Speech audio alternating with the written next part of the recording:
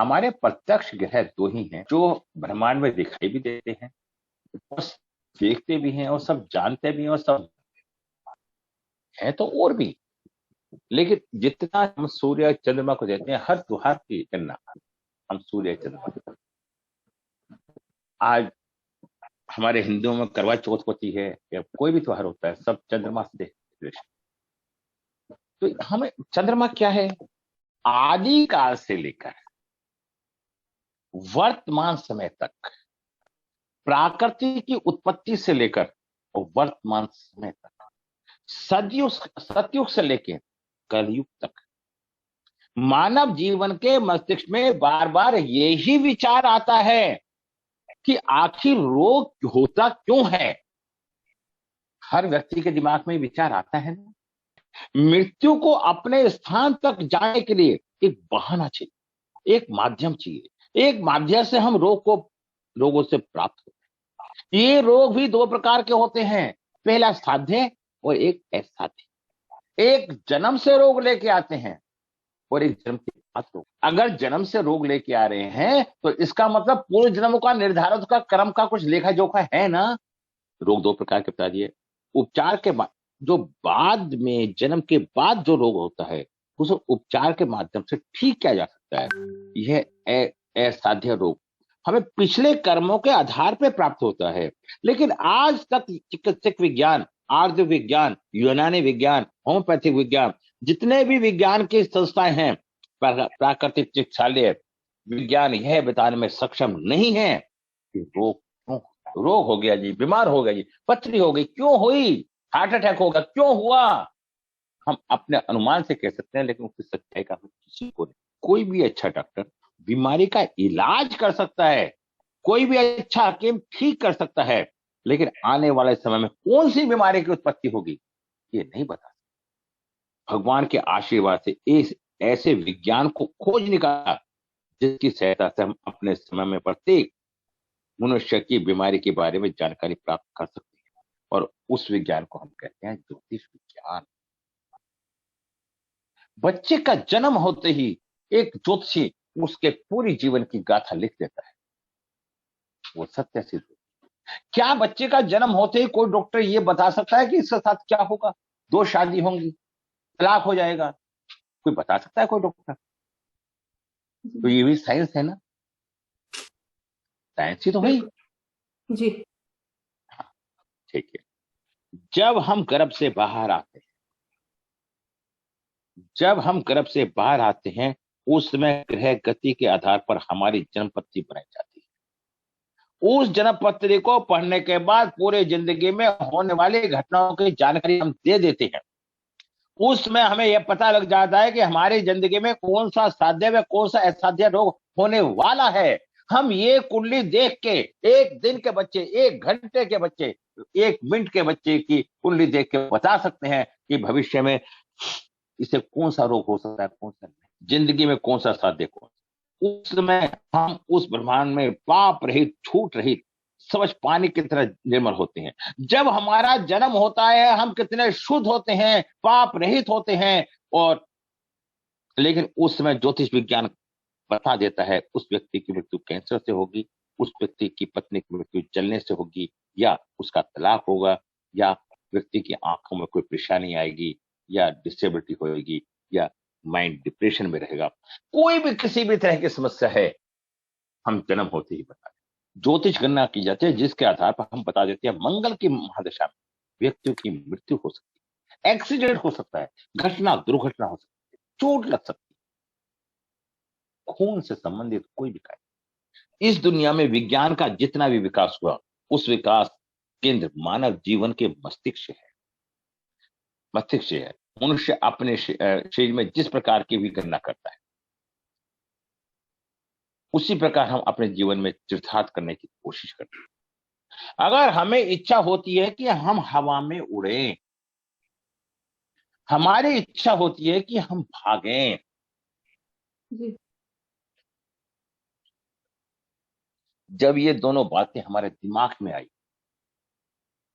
तो हमने इस विषय में कार्य करने का प्रयास करेंगे ना। जब आपकी उड़ने की इच्छा आएगी मन में, जब तो आप उड़ेंगे ना।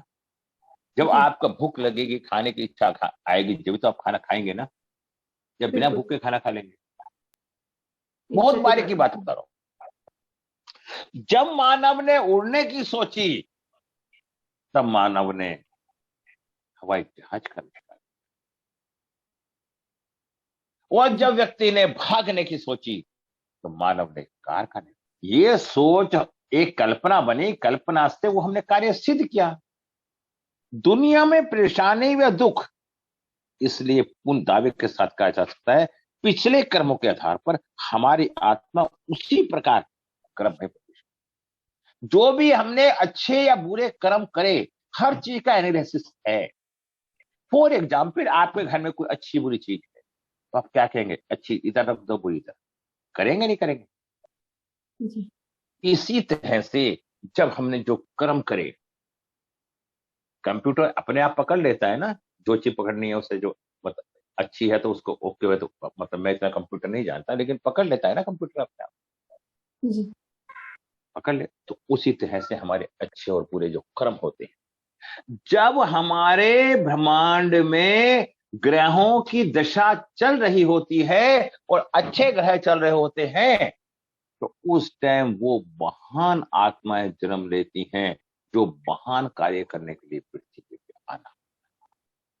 वो जब हमारे बुरे कर्म होते हैं, तो बुरे कर्म में वो लोग आते हैं जब हमारे ग्रहों की बुरी दिशा चलती। तो सुना, आत्माओं का लेखा जोखा भगवान के पास होता है, और आत्मा अपने कर्म के आधार पर उसी प्रकार के ग्रह में प्रवेश करती है। किस प्रकार का फल उसे भोगना है। अगर आपने पिछले जन्म में बुरे कर्म किए हैं, तो ऐसे ग्रह में प्रवेश करेंगे। जब ब्रह्मांड में ग्रहों की गति अशुभ होती है, उस समय ग्रह नीच के या कमजोर होकर चल वक्री होता है। अब जितने बच्चों की जन्म होएगा, तो वो कहीं ना कहीं जीवन में परेशानी से ग्रस्त। जब बलवान ग्रहों हमारे कोई शुभ कर्म होते हैं, तो बलवान ग्रह की दिशा चलती है। आज बृहस्पति अपने घर में बैठा है, शनि अपने घर में बैठा है।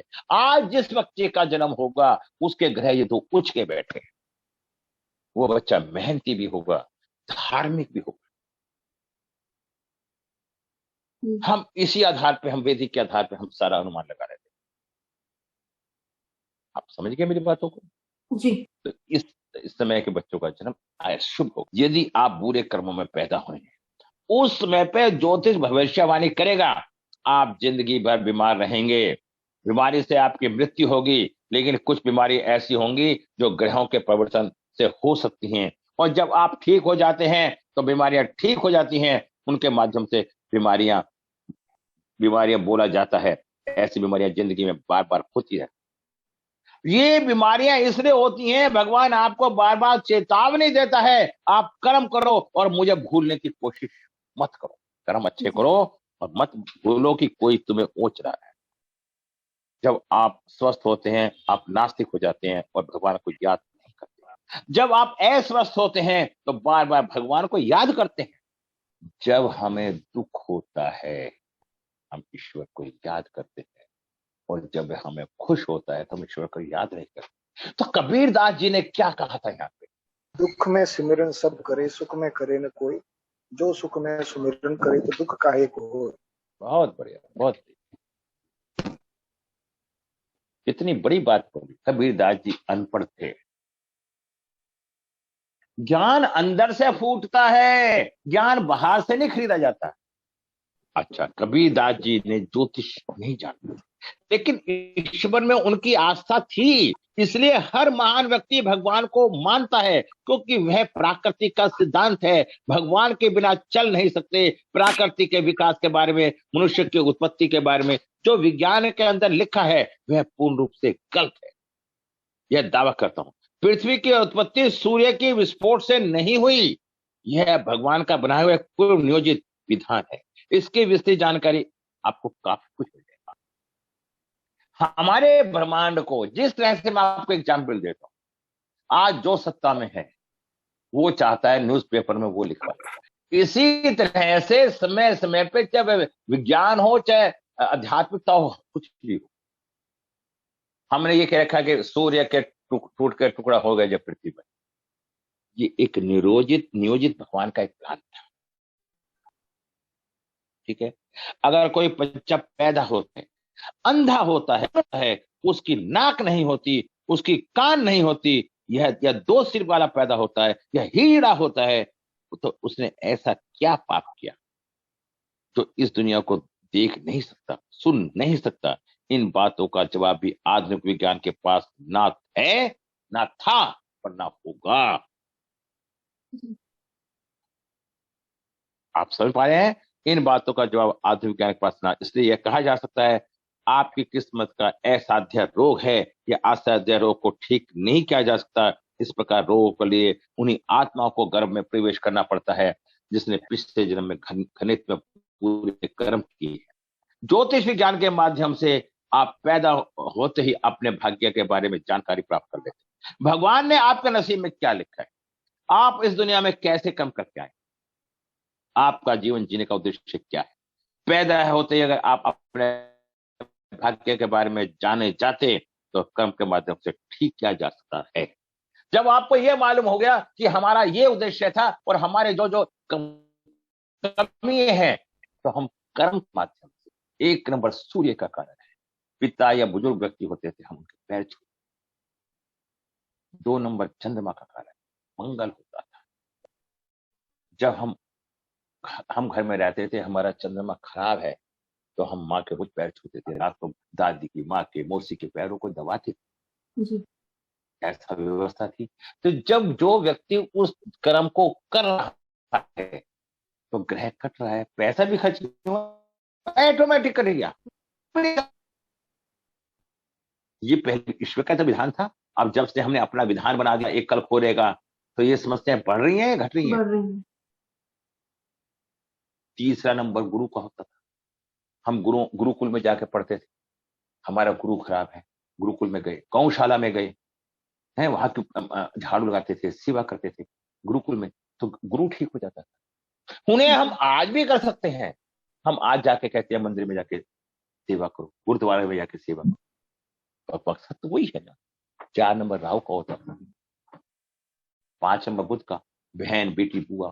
पहले घर में पता होता था छुट्टियों में लड़की आई हुई है, बहन आई हुई है, वो घर में उस बड़ा जब वो जाती थी उसे देते थे, वो रहते थे खुशी खुशी। तो बुध खराब, जो खराब था वो ठीक हो जाता था। 6 नंबर शुक्र का होता था, पत्नी होती थी। अब आज हम अकेले रहते हैं, कितना भी विवाद हो, हम लड़ पड़ते हैं, हाथापाई, तलाक हो जाता है। पहले सबकी इज्जत होती थी, हम किसी के सामने लड़ नहीं पाते थे, कुछ समस्या भी होती थी और हम मतलब कुछ हम नहीं कह पाते थे, तो 1-2 दिन वो समस्या अपने आप खत्म। समझ सकते हैं? अगर कोई विवाद या परेशानी है और उसके बारे में कोई चर्चा ना करी जाए तो खत्म हो जाती है ना। समस्या जी। थोड़ा ना आपको जीवन में। हम्म। तो आप मेरी बातों को समझ पा रहे हैं, सारी बातों को। इन लोगों की उत्पत्ति का कारण क्या होता है, इन लोगों को किस प्रकार से ठीक किया जा सकता है। आप भाग्य के बारे में अधिक जानकारी चाहते हैं तो आपको थोड़ा सा अध्ययन करना पड़ेगा, ज्योतिष सीखनी पड़ेगी। जब हम में होते हैं उसमें इसका प्रभाव हमारे ऊपर किस प्रकार पड़ता है, क्या गर्भ में विकसित होते हुए हम इन ग्रहों के प्रकोप से बच सकते हैं, आने वाली बीमारी से बच, सब कुछ कर सकते हैं। अगर हमारे मन में मालूम हो जाए कि हमें ठीक करने हैं तो हम सब कुछ कर सकते हैं। अब देखिए, अब ये हमने बताई बातें आपको, अब मैं शॉर्टकट में क्या बता देता हूं कि बीमारियां, अंकों की कमी के कारण रोग की उत्पत्ति। अब देखिए, आप सुनने का प्रयास करना, बड़े ध्यान से। 1 नंबर किसको रिप्रेजेंट करता है? सूर्य को। यदि किसी के अंक चक्र में 1 अंक नहीं है तो जीवन में आगे बढ़ने के लिए दूसरे व्यक्तियों का सहारा लेना होगा, और ऐसे व्यक्ति को अपने व्यक्त करना थोड़ा मुश्किल होता है। उसका अहंकार या अपना विश्वास ज्यादा जरूरी नहीं होता, इस कारण ये अपना ज्यादा समय दूसरों की मदद और पोषण करने में व्यतीत करते हैं। ये व्यक्ति अपने में अहंकार नहीं रखते। इन व्यक्तियों को अपने जीवन में विश्वास, कड़ी मेहनत और साहस जुटाना पड़ता है। ये व्यक्ति अपने जरूरतों को ज्यादा दूसरों पर ख्याल रखते हैं, जिससे इच्छा शक्ति वृद्धि में कमी। दिल से संबंधित बीमारी, अगर सूर्य खराब है तो दिल से संबंधित बीमारी हो सकती है। बुढ़ापे में बीपी हाई या लो हो सकता है, नेत्र रोग हो सकता है, चेहरे पे फुंसियां हो सकती हैं, एसिडिटी हो सकती है, मूत्र प्रणाली से संबंधित रोग हो सकता है, जलन, घाव, खांसी, बदबू आदि की हो सकती है। इनके उपाय क्या करें? किशमिश, लौंग, संतरा, खजूर, जायफल, नींबू, अदरक, इन सब चीजों का इस्तेमाल करो तो सूर्य ठीक होगा। सूर्य ठीक होगा तो एक नंबर ठीक।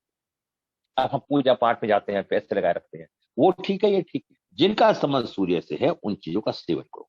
जो शहद, ये सब आंखों को तेज रोशनी देती है। रविवार को रूबी रतन भगवान शिव की आराधना करे, उपवास रखे, तेलीय और मसालेदार भोजन से बचे। उत्तर दिशा में सजावट करें। उत्तर दिशा का मालिक होता है।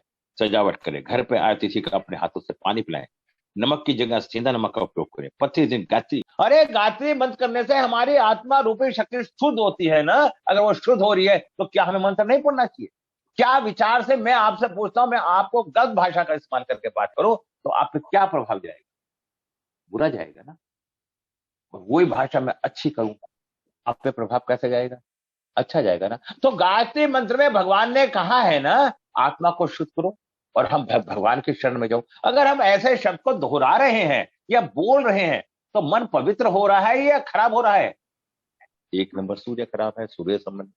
यदि अंक चक्कर में 2 का अंक नहीं, यदि हमारी ग्रिड में जो भी अंक मिस है, पहले तो एक बात पकड़ लो, 1 नंबर मिस तो सूर्य संबंध में बीमारी, और 2 नंबर मिस तो चंद्रमा से संबंध बीमारी, और 3 नंबर मिस तो गुरु से संबंधित बीमारी, और 4 नंबर तो राहु से संबंधित, और 5 नंबर तो बुध से संबंधित, और 6 नंबर तो शुक्र से संबंधित, और 7 नंबर तो केतु से संबंधित, और 8 नंबर तो शनि से, और 9 नंबर जो भी हमारे मिस हैं, उस मिस अंक से संबंधित हमारे शरीर में बीमारी, और उससे संबंधित हम चीजों को सावधानी पूर्वक एक खान पीन और रहन सहन को ठीक रखें तो वो बीमारियों से बचा।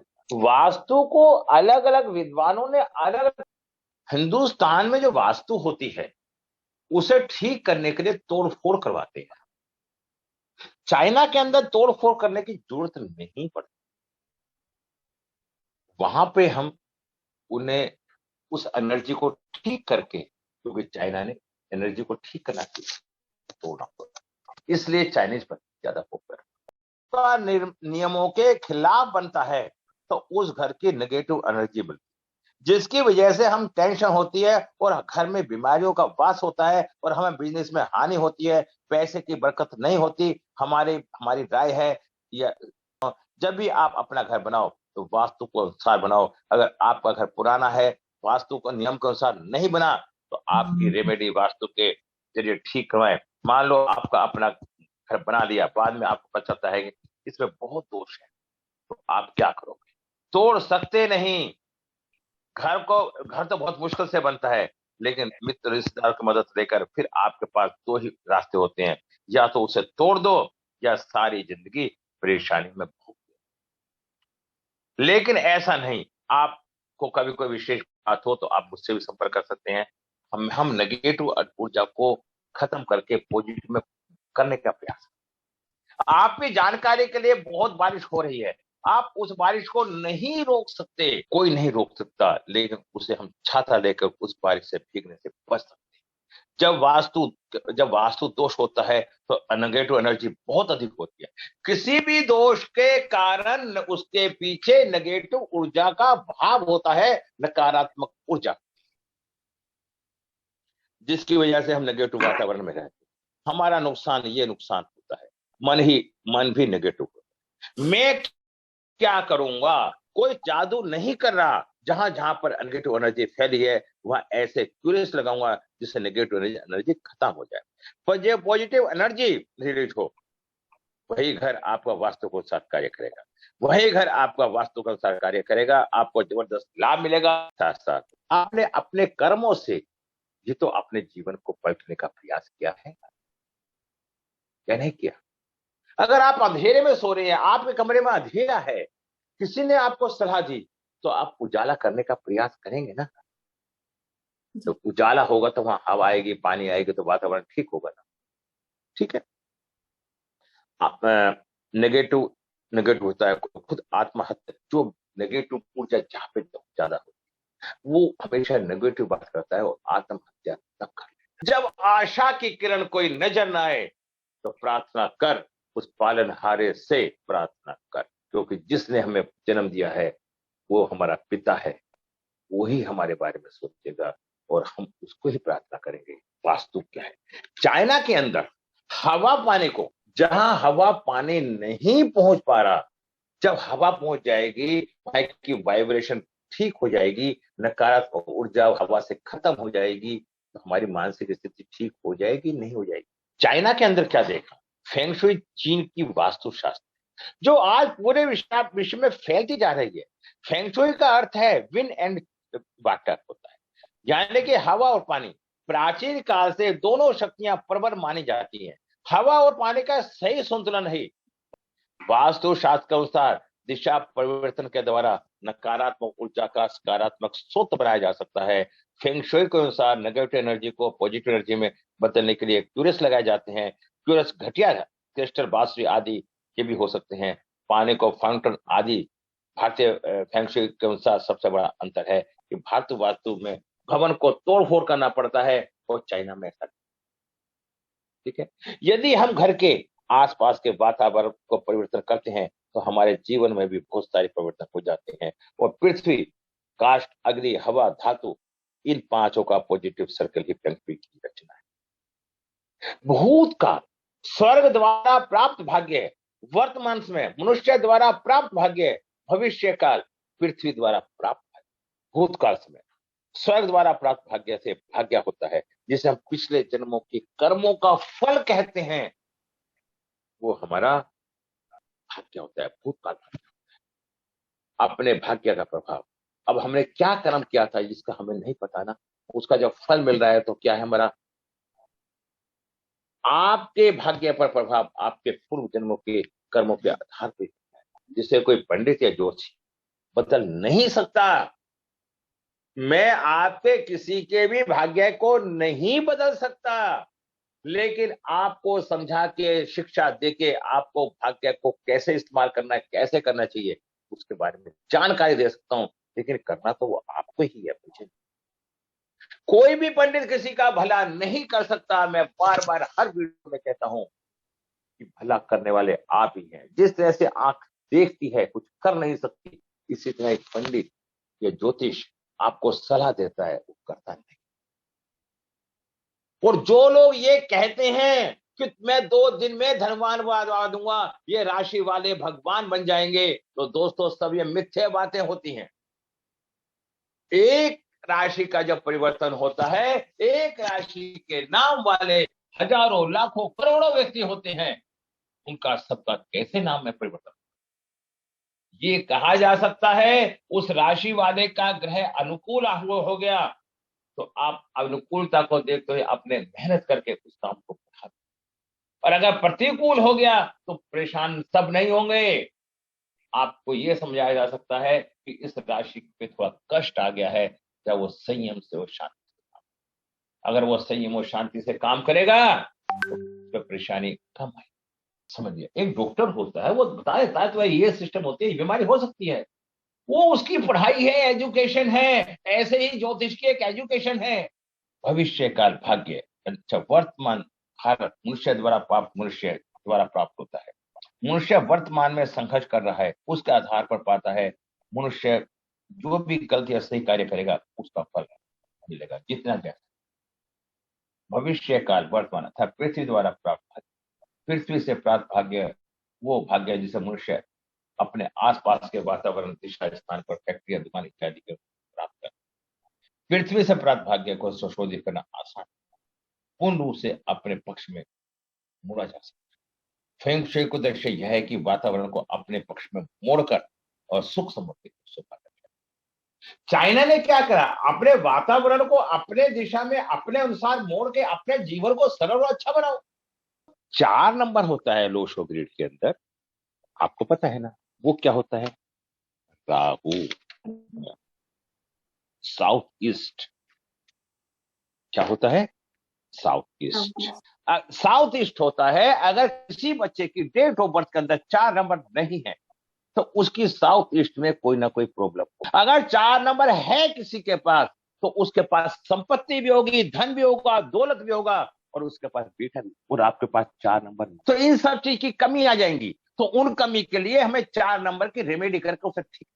9 नंबर प्रसिद्धि होती है, विल पावर मजबूत होती है, इच्छा शक्ति मजबूत होती है। अगर किसी के पास 9 नंबर होता है तो उसे प्राइज, वो विजयी रहता है, अग्रणी रहता है संसार में उसका नाम। अगर 9 नंबर नहीं है तो इन चीजों की परेशानी आ जाती है, इच्छा शक्ति कमजोर हो जाती है। अगर ज्यादा होते हैं तो फायर एलिमेंट, गुस्से की मात्रा बढ़ जाती है। अब बात आती है 2 नंबर क्या है?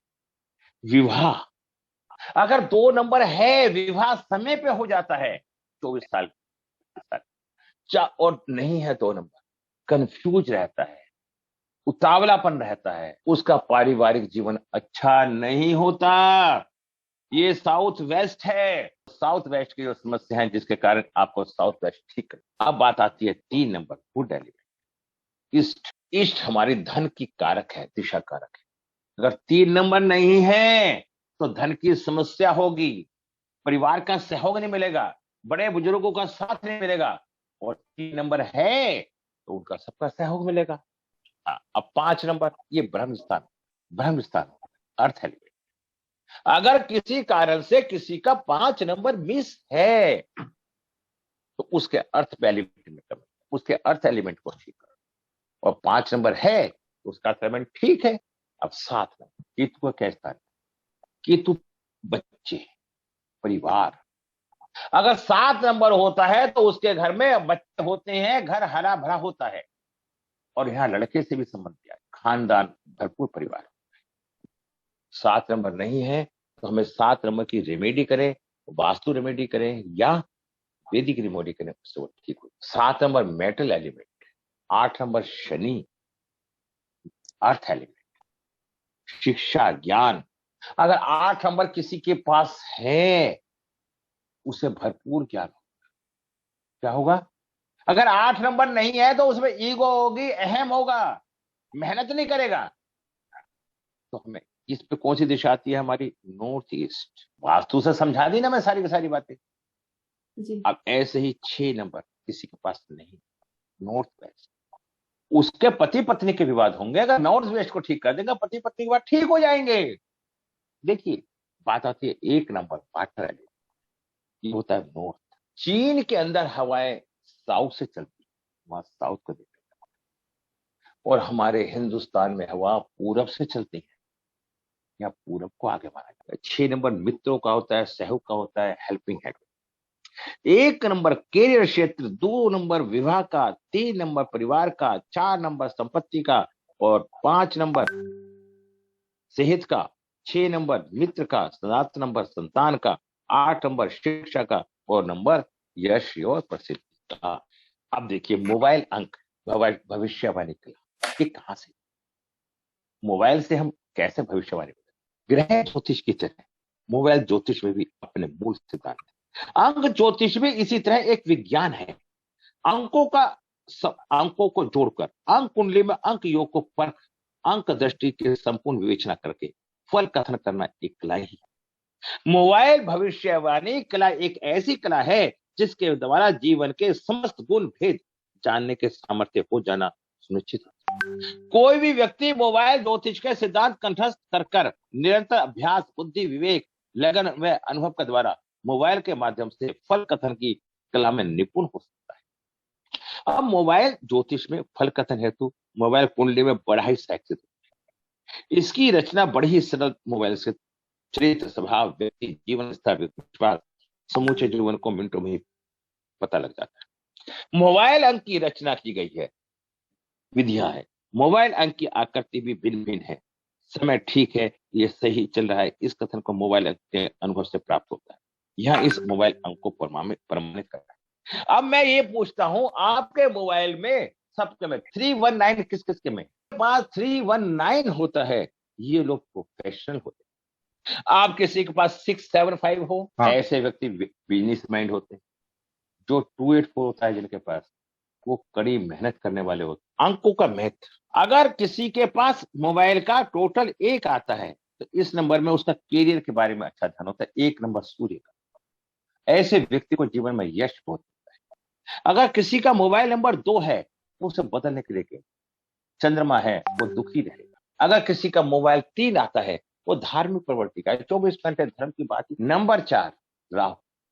अगर कोई इंजीनियर है, टेक्निकल है, या ऑनलाइन काम कर रहा है, या रिसर्चिंग नेचर का, तो 4 नंबर अच्छा है। अगर नहीं है तो 4 नंबर नहीं होना चाहिए। 4 नंबर संघर्ष का। 5 नंबर बुध का है, ये सब में सही मत है, व्यापारिक है। 675 आया ना, वहां पे व्यापारिक नेचर हो गया ना। 7 नंबर केतु, संतान, मोक्षदाता, पुत्र का कारक। 8 नंबर शनि, ज्ञान, शिक्षा, आध्यात्मिक सेवा, ज्ञान प्राप्त करना। और 9 नंबर मंगल, यश। अब हमें ये देखना है, जो मोबाइल नंबर हमें लेना है, जो उसका टोटल है, वो हमारे मूल्यांक और भाग्यांक का मित्र है या शत्रु। फिर एक तरीका ये आ गया, अगर वो उसका शत्रु है तो मोबाइल नंबर नहीं लेना। 5 अमूमन जोशी ये बताता है 5 नंबर ले लो, लेकिन 2 नंबर का 5 शत्रु भी होता है। भगवान शब्द का अर्थ क्या है? भय मीन्स भूमि, और गे मीन्स गगन, वे मीन्स वायु, आ मीन्स बेटा, और न मीन्स। और इनका पंच तत्वों से क्या रिश्ता है? हमारे बॉडी में 5 तत्व है ना, इनसे क्या रिश्ता है? हम 5 तत्व ही भगवान हैं, और भगवान ही, ये रिश्ते ही हमारे भगवान हैं। हम इनकी तो सेवा करते हैं पूरे जीवन। जी। अब देखिए, मैं मीन्स, मां मीन्स भूमि, पृथ्वी। मां का रिश्ता कहां से लिया? भूमि से। ये क्या हुआ? Earth element. पत्नी वायु, पत्नी को वायु का स्थान दिया गया। वो हवा की तरह चलती रहती है, कभी पिता के घर, कभी पति के घर, कभी बेटे के घर, कभी एक जगह रुक पाई आज तक? वायु, ठीक है, जी। वायु। अच्छा, ये अर्थ एलिमेंट होता है। पत्नी वायु, बेटा अग्नि। बेटा किसी का भी हो, अमीर का हो, गरीब का हो, छोटा हो, बड़ा हो, हमेशा अग्नि लड़ता रहेगा, किंतु परंतु करता रहेगा, किसी का भी बेटा हो। ऐसा है या नहीं? बताओ, है नहीं है संतोष जी? बराबर है गुरु जी। बेटी जल, बेटी किसी की भी हो, जब वो घर में आती है तो शांति होती है। जब आप अपनी माता के यहां जाते हैं तो परिवार वाले कितने खुश होते हैं, नहीं होते हैं? सही। जी। अब सूर्य का रिश्ता क्या बना? पिता से। चंद्रमा का रिश्ता क्या बना? माता से। और मंगल का रिश्ता क्या बना? भाई से। और बुध का रिश्ता क्या बना? बहन व बेटी से। और बृहस्पति का रिश्ता क्या बना? संतान गुरु से। और शुक्र का रिश्ता क्या बना? पति पत्नी से। और शनि का रिश्ता क्या बना? अपने अधीन काम करने वाले मजदूरों से। कारक तत्व, समझ गए मेरी बात को? इन ग्रहों के रिश्ते बन गए। अब हम इस ब्रह्मांड के अंदर, जो हमारी पृथ्वी है, माँ है, 72% जल है, 12% अर्थ है, और 6% एयर है, और 4% फायर है, और 6% अदर।